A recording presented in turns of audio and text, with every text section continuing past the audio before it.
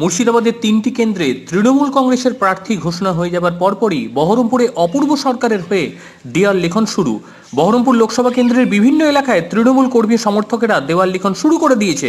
কর্মীদের বক্তব্য, আমরা আগে থেকেই প্রস্তুত ছিলাম, নাম ঘোষণা হওয়ার সঙ্গে সঙ্গে আমরা কাজে নেমে পড়েছি। বহরমপুর থেকে বিনয় রায়ের রিপোর্ট, এনটিভি WB। নাম নিয়ে শুরু হলো, অপেক্ষায় ছিলেন কিছু?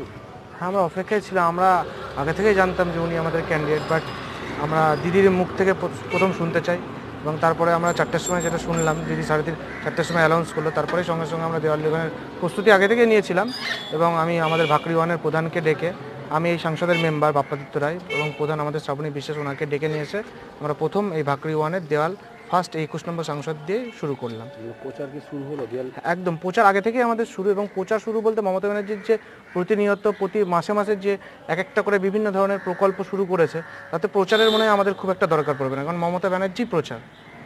তাহলে যে প্রার্থী ঘোষণা হওয়ার জন্য কি আপনারা অপেক্ষা করছিলেন?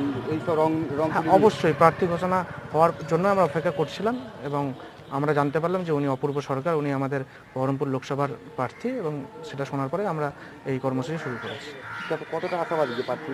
দেখুন, আমরা আশাবাদী এই কারণেই, কারণ আজকে আমাদের এই তৃণমূলের বিরুদ্ধে যেনারা প্রার্থী হয়েছেন, জোট প্রার্থী, তিনি কিন্তু আগের 4বার এমপি ছিলেন, তিনি কিন্তু সেইভাবে প্রচার অন্যান্য লোকসভায় প্রচার করেছিলেন সিটে। তো আজকে এখন দেখতে পাচ্ছি 200 লোকের নরনারায়ণ সেবা হচ্ছে, উনি ওখানে গিয়ে নরনারায়ণ সেবায় প্রেজেন্ট হচ্ছেন, চায়ের দোকানে ওনাকে পোস্ত হচ্ছে। নিশ্চয়ই ওনার পায়ের মাটি অনেকটাই সরে গেছে, উনিও সেটা বুঝতে পেরেছেন, এবং মমতা ব্যানার্জির উন্নয়নের কাছে উনি সত্যি নগণ্য। তো সেই কারণে উনিও প্রচারটা ভালোভাবে করছেন, এবং আমাদের প্রচারের দরকার হয় না, কারণ মমতা ব্যানার্জি একাই প্রচার করে দিয়েছেন সাধারণ মানুষের পাশে থেকে। তো আমরা 100% আশাবাদী যে আমাদের প্রার্থী জিতবে। ধন্যবাদ। আমার নাম বাপ্পাদিত্য রায়, ভাকরি ওয়ান পঞ্চায়েতের মেম্বার।